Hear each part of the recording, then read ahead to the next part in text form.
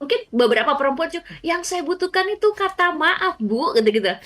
Iya, tapi kan dia nggak bisa say sorry sama kamu. Terus kamu nuntut juga. Kan dia tahu aku sakit. Iya, dia tahu kamu sakit, tapi dia nggak ngerti itu untuk say sorry-nya. Ada. Dan itu perempuan-perempuan kadang-kadang baru sadar tuh.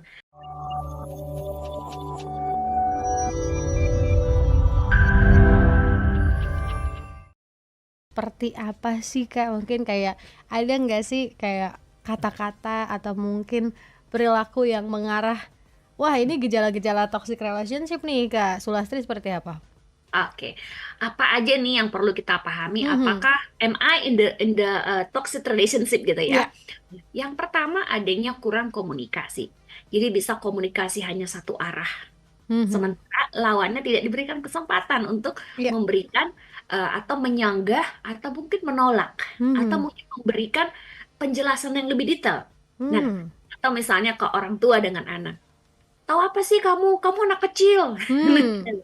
Ya. Itu kan anak baru menyampaikan sesuatu, tapi orang tuh udah bilang, kamu tuh masih kecil, diam aja deh. Nah, Hmm. Ya. kata-kata itu dalam sebuah relasi yang tidak sehat.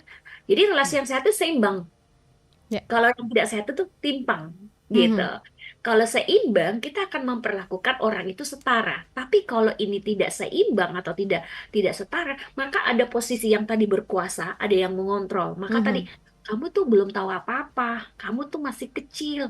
Apa sih pengetahuanmu? Nah, Mhm. itu salah satunya. Kurang komunikasi, sulit berdiskusi. Jadi nggak bisa kita menyampaikan pendapat kita atau mungkin Mhm. bener nih seperti ini loh, harusnya begini loh, itu sulit tuh.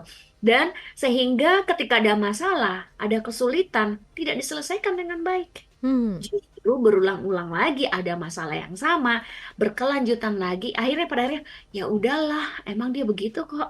Ya Hmm. udahlah, ini bukan berarti we are okay, Ya. hanya karena kita nggak mau berkonflik. Ya Hmm. sudah, diam aja lah. Ah, emang orangnya begitu gitu. Itu Ya. Ya. sebenarnya bukan penyelesaian masalah, justru membuat luka baru pada orang yang berelasi itu tadi gitu. Mhm.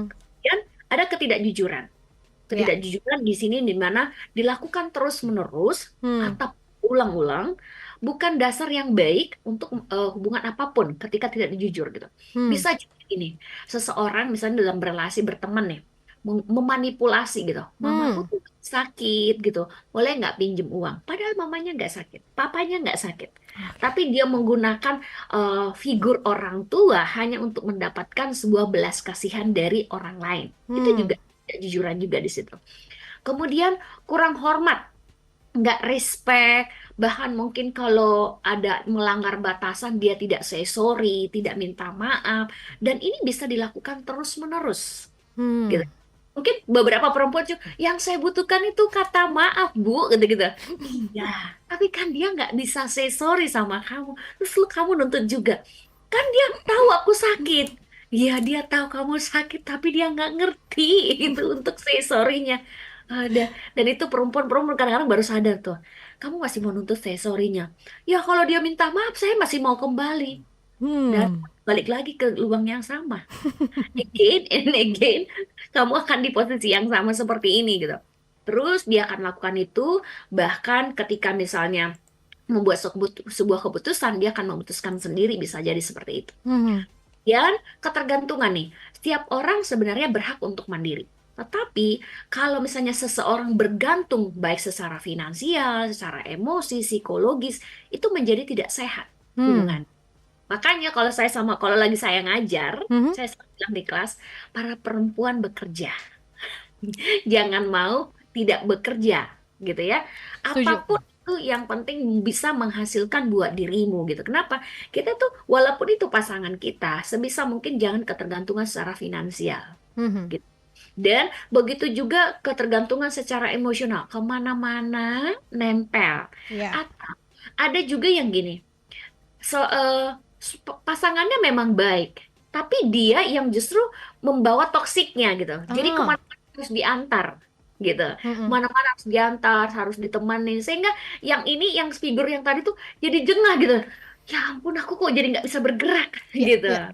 Nah, itu ada juga yang seperti itu. Kemudian ada yang pengkritik, apapun dikritik. kayak baju kamu kurang cakep deh.